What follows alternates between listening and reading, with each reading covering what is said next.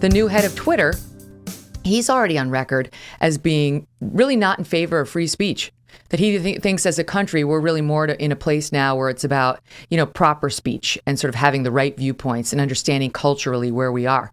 So the people who are running our big social media giants and so on feel just as that priest who kicked you off and those leftists who didn't even want you to speak feel, which is censorship is good and viewpoint discrimination is very much in vogue. Right. The censorship of certain views. And that's the one thing I think in some ways we almost undersell ourselves when we talk about this kind of backlash that we experience on college campuses or on Twitter or wherever, and we say that this is an attack on differing viewpoints or on freedom of expression. It is that, it is that for sure, but it's more egregious than that because look at the actual views they are censoring. I think what makes the reception that I got on SLU so outrageous is not just that I have a different point of view, but that what I've come there to say is not only in keeping with Catholic teaching, it's also just basically common sense. I mean, you and I, we don't agree on everything, but we're basically common sense people. And those are the views that are not welcome in society. It would be bad enough. I mean, I believe in freedom of expression and everything. So even if somebody has a view that is not common sense, they should still get a hearing and we should be able to, as adults, talk about that.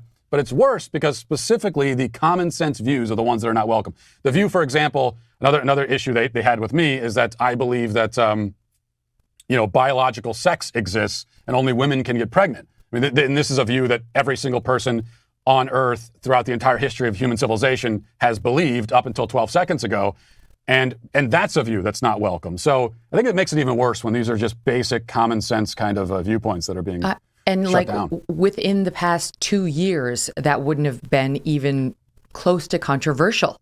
Like the LGBTQ and in particular the T lobby and activists have gotten so loud and so nasty in their retribution that a viewpoint that men actually are men and women are actually women and gender is not a social construct that everyone held as recently as a couple of years ago is now so controversial you can't even say it. Well, guess what? I say it, you say it. And if people don't like it, too bad. They can pound sand. You know what? It's like the problem is conservatives or people who are more right-leaning, they don't have a bunch of universities where people want to go and speak and express opposite viewpoints. If they did, they would allow it. The closest thing that there exists on television is Fox News. Fox News will allow the other side to come on and say the thing, unlike MSNBC, And so it's just so annoying that they'll take something that's perfectly mainstream, label it bigoted, and then within a couple of years, they've won because the conservatives have no, equal-sized platforms to fight that rhetoric, and the mainstream media just completely takes a knee and submits. Yeah, I think they use a tactic that proves very effective where they're not going to engage with your viewpoint as if it's simply something they agree with, or rather, as if it's something they simply disagree with. They're not going to approach it that way. If they disagree with you, they're going to act like what you're saying is not only wrong, but the most insane, bigoted, hateful thing that anyone has ever said. I mean, they're going to act like it's absolutely repulsive and repugnant.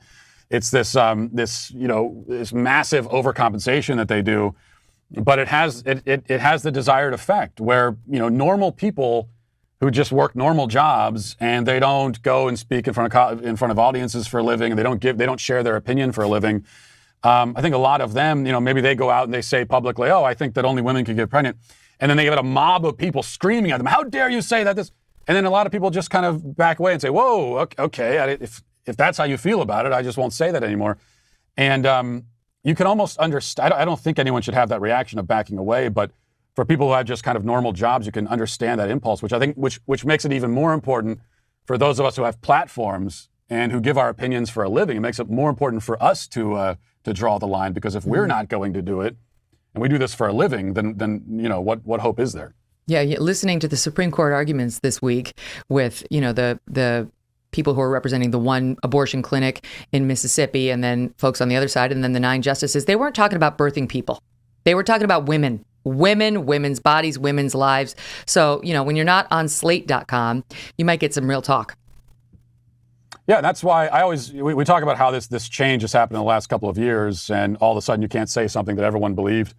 That's why I always ask, when I hear Democrat politicians especially older ones, I mean, let's take Joe Biden as a prime example. 78 years old, and now he's out there talking about trans rights and all this kind of stuff, gender affirming. And my question for him is when did you decide that men could give birth? When? Because I know you never said that up until you're 78 years old. You didn't start saying that until you were like 70, maybe at the earliest. So you lived your whole life believing in biological sex, and then you changed your mind. Why? What convinced you? What was there some sort of scientific revelation that I'm not aware of? Did someone discover something and they never told the rest of us? Do you have information we don't have? Of course, it's kind of a rhetorical question because the answer is nothing changed their minds. It's just the political wind shifted. But it is a question I like to ask anyway because it's just that they can't answer it. There was nothing that changed their mind, but they changed it anyway. It's absurd.